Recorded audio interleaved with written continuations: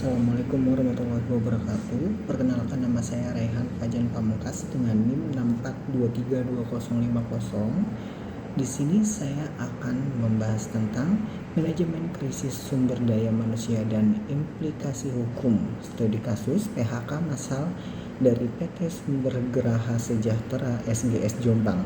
Jadi sebelumnya kasus ini sempat viral di 2026 pertengahan, dan di sini aku akan bahas untuk topiknya.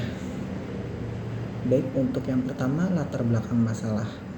Pemutusan hubungan kerja PHK dan isu krusial dalam hubungan industri, terutama saat dilakukan secara massal berkedok efisiensi. Yaitu di pertengahan 2026, PT SGS itu berencana mem-PHK 1.000 karyawan akibat klaim kerugian mutlak dampaknya. Muncul kejanggalan di tengah klaim rugi dan efisiensi aktivitas.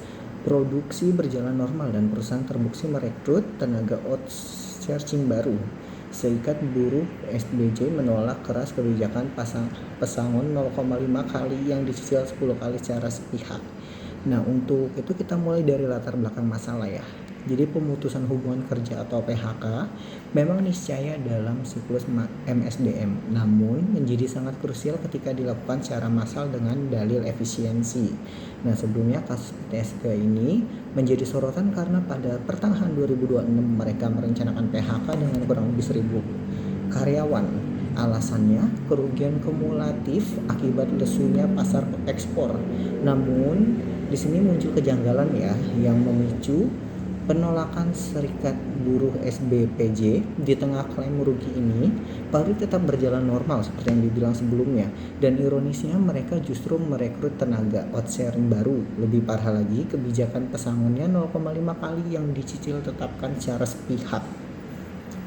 Nah, selanjutnya di slide selanjutnya ada fokus analisis studi kasus. Oleh karena itu, presentasi ini akan berfokus pada 3 aspek utama. Yang pertama, kronologi konflik. Kita akan melihat urutan kejadian dan akar permasalahan. Kedua, dari sisi teori MSDM, kita akan mengevaluasi bagaimana manajemen melakukan fungsi pemeliharaan dan pendekatan krisisnya. Ketiga, kepatuhan hukum. Kita akan menganalisis sejauh mana praktek yang dilakukan PT SGS ini melanggar regulasi ketenagakerjaan khususnya terkait keabsahan alasan dan pesangon berdasarkan UU Cipta. Nah, di slide selanjutnya ini ada konsep dasar manajemen SDM dan PHK. Sebelum masuk, mari kita tinjau kerangka teorinya terlebih dahulu. Dalam MSDM ada yang namanya fungsi pemeliharaan dan kondisi krisis. Fungsi ini tidak dapat hilang, melainkan transformasi menjadi proses offboarding yang beretika. Ini muncul konflik transparan. Jadi prinsip ultimate remediumnya itu juga sama ya. Kita lanjut ke slide selanjutnya. Di sini ada regulasi ketenagakerjaan PP nomor 35 2021. Secara regulasi merujuk pada PP nomor 35 tahun 2021, prosedur PHK sangat ketat. Ada angka kunci 14 hari kerja, artinya penguasa wajib memberitahu maksud PHK secara tertulis paling lambat 14 hari sebelum hari H. Kemudian terkait pesangon 0,5 kali ini memang diatur jika perusahaan melakukan efisiensi untuk mencegah kerugian atau benar-benar merugi 2 tahun dibuktikan audit. Angka 0,5 ini legal, tetapi sering menjadi titik konflik jika pekerja merasa perusahaan manipulasi bukti kerugian tersebut. Di slide berikutnya juga ada kronologi kasusnya. Bagaimana kronologi di lapangan? Pada pertengahan 2026, manajemen mengumumkan target PHK 1.000 karyawan per 30 Juni secara lisan dan mendadak. Menyalahi aturan 14 hari tadi. Memasuki Juli 2026, SBPJ menolak keras dan mediasi bipartit hingga tripartit di Snaker memenuhi jalan buntu. Puncaknya di Agustus 2006 karena perusahaan tetap bersikeras memotong pesangon 0,5 yang dicicil 51 buruh. Mewakili rekan-rekannya membawa sengketa ini ke Pengadilan Hukum Industri PHI Surabaya. Nah, di slide berikutnya di sini ada itu ya, dari kronologi tadi terlihat jelas beberapa kejanggalan utama. Pertama, tindakan non prosedural karena memberitahu dilakukan ke pihak via panggilan HRD tanpa surat resmi. Kedua, unsur pemaksaan dokumen di mana pekerja diintimidasi untuk mendapatkan surat PHK, dan yang paling fatal adalah anomali efisiensi. Logika efisiensi hancur ketika perusahaan mem-PHK ribuan orang, tapi pada saat yang sama merekrut pekerja outsourcing baru untuk lini produk.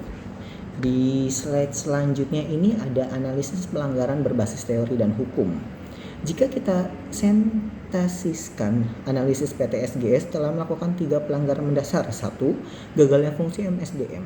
2. Catatan logika efisiensi. Dan yang ketiga, pelanggaran administrasi seperti pasal 37 PP 35/2021 dan memaksa skema cicilan tanpa perjanjian bersama. Di slide 9 ini kita ada kepatuhan hukum versus praktik lapang PT-SGS. Tabel ini merangkum perbandingan tajam antara hukum dan praktek PT-SGS. Prosedur pemberitahuan yang seharusnya tertulis 14 hari, praktik lisan dan mendadak, syarat kerugian yang butuh audit. Praktiknya meragukan dengan adanya outscreen baru. Skema pembayaran yang idealnya tunai dan berdasarkan perjanjian bersama diputuskan sepihak dicicil 10 kali. Udah aneh banget itu ya guys. Dan hubungan industri yang seharusnya musyawarah berubah menjadi instruksi top down yang intimidasi. Selanjutnya, dampak pemutusan PHK sepihak. Di slide ini, tindakan ceroboh ini berdampak sistem secara psikologis dan ekonomi. 1000 kepala keluarga terancam masa depan dengan pesangon yang tidak pasti secara internal. Terjadi krisis kepercayaan industri, distrust yang akut dari sisi karyawan terhadap manajemen dan secara ekosistemal. PT-SGS hancur di mata pemerintah daerah dan publik karena dianggap manipulasi celah regulasi. Di slide selanjutnya, rekomendasi solusi dan evolusi manajerial. Di sini dari analisis ini kita dapat merumuskan bahwa evaluasi pendekatan tangan besi HRD justru memindahkan masalah ke pengadilan. Kami merekomendasikan 1, seperti kasus sebelumnya kita rekomendasi yang itu transparan finansial, bukti hasil audit ke serikat pekerja untuk memvalidasi angka 0,5 tersebut. 2, moratorium outscreen, hentikan rekrutan baru demi menunjukkan itikat baik. Rekonstruksi pesangon, jangan paksa cicil 10 bulan. Cara kompromi maksimal 3 bulan atau jual aset non esensial untuk dana talangan. 4, kembali ke Bibrat HRD.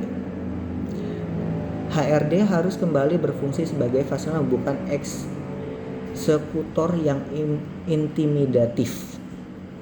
Nah, untuk kesimpulannya, sebagai kesimpulan, seperti kutipan pada slide ini, pengabaian prinsip transparan, mencegah dan keadilan dalam proses PHK massal bukan merupakan efisiensi, melainkan pemindahan masalah operasional menjadi sengketa hukum yang merugikan semua pihak. PT-SGS Jombang menjadi contoh nyata bagi kegagalan mengelola MSDM di masa krisis justru memperburuk kondisi perusahaan itu sendiri. Oke, jadi itu untuk kesimpulan dari materi ini. Kurang lebihnya mohon maaf. Assalamualaikum warahmatullahi wabarakatuh.